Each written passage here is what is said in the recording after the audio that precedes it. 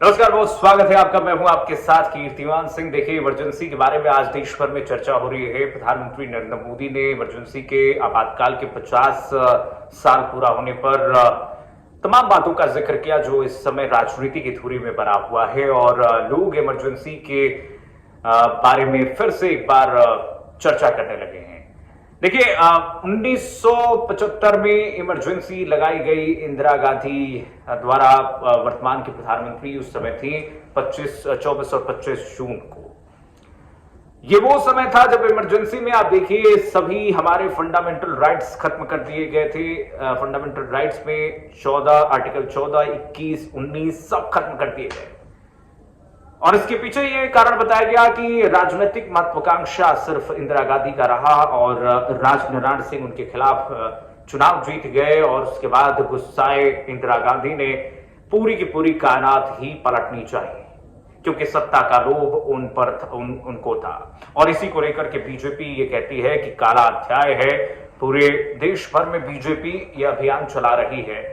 और देखिए, उस समय तो आप कहिए कि उस काल में 1975 में आज की जो उस समय की आबादी 60 करोड़ थी और आज की जो आबादी है 144 करोड़ है।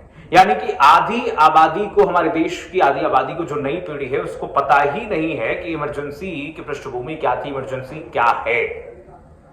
इमरजेंसी के इसी पृष्ठभूमि को याद दिलाने के लिए देश भर में बीजेपी अभियान चला रही है काला अध्याय के नाम से। और ये होना भी चाहिए। किसी भी, देखिए, लोकतंत्र में अगर इस तरीके से कोई राजनेता अपनी राजनीतिक महत्वाकांक्षा के लिए अगर कोई इस प्रकार की कदम उठाता है जिसमें देश के लोगों की मूलभूत अधिकारों को भी खत्म किया जाता कर दिया जाता हो, तो जाहिर सी बात है इसमें लोगों को जागरूक होना चाहिए। इमरजेंसी का वो दौर जिसमें आप अगर थोड़ी सी भी सरकार के खिलाफ बोलते थे तो आपको जेल में बंद किया जाता था, जेल में बंद कर दिया जाता था, लाइटों को हर जगह से बंद कर दिया जाता था, ब्लैकआउट हो जाता था पूरा का पूरा शहर, पूरा का पूरा देश। इमरजेंसी में आपके पास मूल अधिकार नहीं थे, यानी कि आप कुछ बोल नहीं सकते थे, कुछ कर नहीं सकते थे। न्यायपालिका को कंट्रोल कर लिया गया था, न्यायपालिका के तमाम अधिकारों को खत्म कर दिया गया था। संविधान के मूल अधिकारों को बदलने की कोशिश की गई, मूल संरचना को बदलने की कोशिश की गई। केशवानंद भारती केस को आप पढ़िएगा। उसके बाद जब सुप्रीम कोर्ट के जज को इंदिरा गांधी नियुक्ति देती हैं, तमाम वरिष्ठ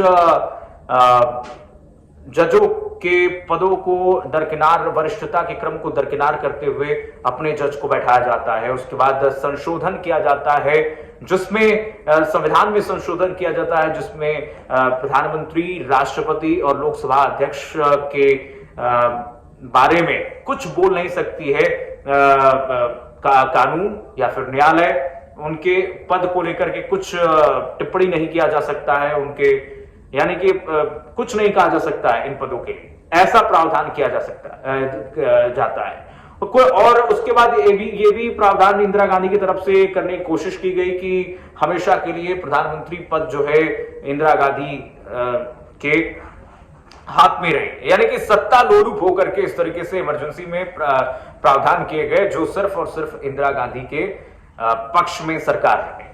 कुल मिलाकर के आप देखिए, इमरजेंसी, आज कांग्रेस पार्टी कह रही है कि आज अघोषित इमरजेंसी है और उस समय के इमरजेंसी के हालातों से आप तुलना कीजिएगा और आप तुलना कीजिए और बताइए कि उस समय डिक्लेयर्ड इमरजेंसी थी, आज अनडिक्लेयर्ड इमरजेंसी जो कांग्रेस पार्टी आरोप लगा रही है, क्या अंतर उसमें था।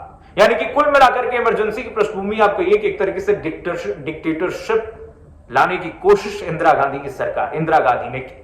रात में ही राष्ट्रपति से साइन करवाया जाता है जबरदस्ती और उसके बाद कहा जाता है कि देश में राष्ट्रपति जी ने देश के कानून को, देश में व्याप्त भ्रष्टाचार को खत्म करने के लिए इमरजेंसी लाया। उसके पीछे की बैकग्राउंड सभी को पता होनी चाहिए कि चुनाव आप हारती हैं और गुस्से में पूरी जनता भुगतती है, पूरा देश भुगतता है आपका गुस्सा। इस तरीके का नहीं होना चाहिए। आपकी क्या राय है इस वीडियो में, कमेंट करके जरूर दीजिएगा अपनी राय। वीडियो को लाइक कीजिए, शेयर कीजिए। नमस्कार।